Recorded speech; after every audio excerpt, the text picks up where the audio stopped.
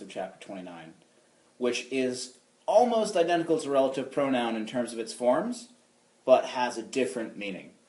Now, if I said the interrogative pronoun, first off, you know your Latin perfectly, you'll know inter and rogare, to ask between. But if you know your English, you know interrogate. So these are pronouns that ask a question. So, you have who, whom, and which as your meanings for the relative pronoun, right? Now for the interrogative pronoun, the difference between who, whom, and which is going to be who, whom, and which. So, while the meanings are not so different in terms of how they're spelled, these meanings have question marks on them. Any questions? None? Good. So if I asked quis, it would be who, right? Quis es. Who are you? Okay? Now what's kind of annoying about this is there are only a couple of different forms. So those forms are, it's clear that you have the interrogative pronoun, but if you were writing out a chart, then it would not be as easy for you. So quis is always going to mean who, instead of qui, quae, quod. But here you have quis, quis, quid. Now why is that? Why wouldn't you have a different masculine who or feminine who? Well, I'll tell you why. Okay? Let's say that I left some candy out on my desk over the weekend, and I left it, at school intentionally to see if someone took any of it when I came back from Washington. Sorry. When I come back, I'm going to say, quis habet quibum meum? Who has my food? Now, I don't know if it was, let's say, Mercado, why'd you take my food? Or if it was, Isabel, where's my food? Right? I don't know who stole my food. So I'm going to say, quis, either way. Now, so, quis, quis, quid, right? Those are all going to be asking for a nominative answer. Who did this? It was Steve. Steve did this, right? But if I ask you cuius, meaning whose, right, or of whom, right, and I said, whose marker is this? You wouldn't say, Steve is. You would say, it is Steve's, or the marker is of Steve. It's the same thing with cui. Cui, because it's dative, means to whom. So, to whom will I give this gift? Or, if you look at Catullus, where's Catullus? Catullus, there. There's Catullus. If you look at Catullus, poem number 1, the first word is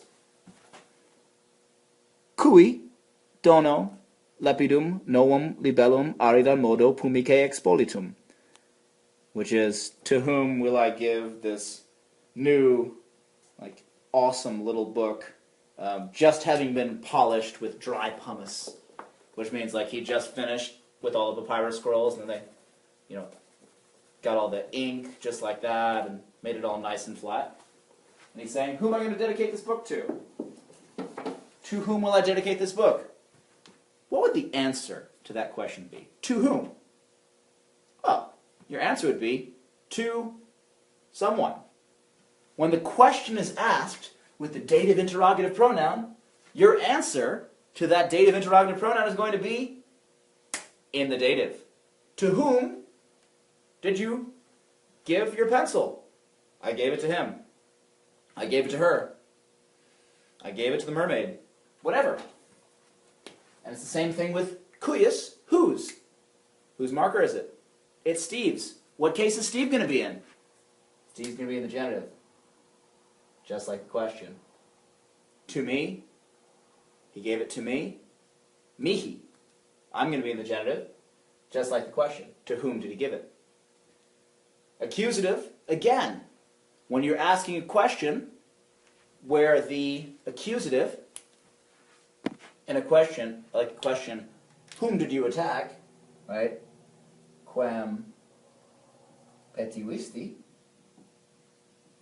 Whom did you attack, right? You would say, I attacked him, right?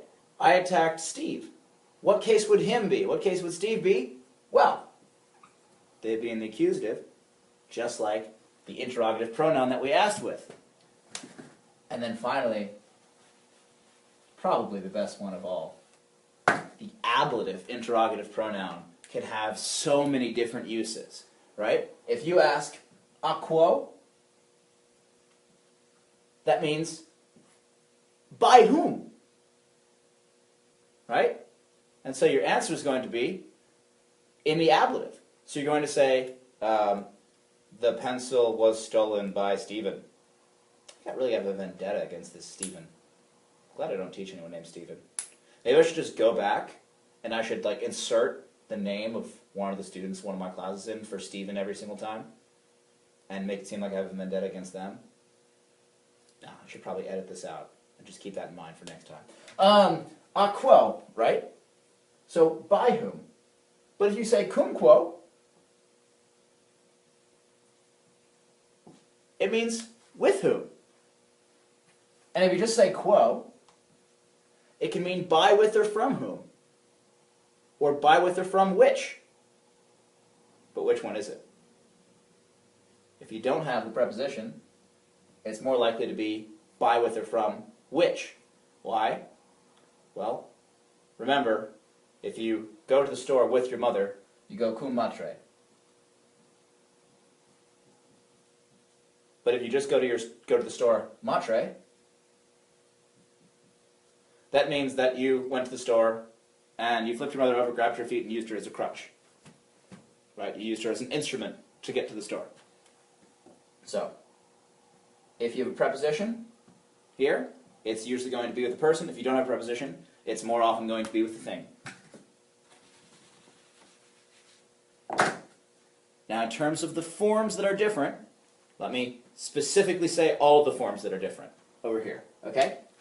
So, we have quis and quis in the interrogative pronoun instead of qui and quai. I hope you can see that with that glare. I do apologize terribly. Maybe I can hit this. Let's see. Is that better? Well, if it's not, it's not. Sorry. Excuse me. Spin that salada. Quis quis instead of qui quai. So qui quai is who, quis quis is who, except as a question. And again, the reason it's quis quis rather than qui quai is because we don't know if it's a guy or a girl. Right? We don't have an antecedent for the interrogative pronoun. I'd almost go so far as to call it a postcedent. Cuyus is whose. As a question, cuyus, cuyus, cuyus, same thing as cuyus, cuyus, cuyus. Cui, cui, cui, cui, cui, cui. Here, on this side, instead of having quem, quam, quod, we have quem, quem, quid. Now it makes sense because up at the top, which I didn't make clear the first time, I'm so sorry. Up at the top we have quis, quis, quid instead of qui, qui, quod. Right? The reason we have the quis, quis again is because we don't know the gender. The reason we have the quid is because, well, just because Latin. The reason we have the quid down here is because of our neuter rule. The reason that we have quem and quem is because of, you guessed it, we don't know the gender. And finally, quo, qua, quo. Okay, and just like for the nominative and the accusative, for the ablative we don't have all three forms the same, so we again don't know, we're talking about something that's not a thing, we again don't know if it's masculine or feminine. In this case, all three happen to be the same, just because how it works out. But the quo over here isn't because it's neut, isn't because just because they're all the same. The quo over here is because the neuter and masculine are the same. But the feminine's different. The feminine's not qua, it's quo. because we don't know if it's a guy or a girl with whom this is done, by whom this is done, et cetera.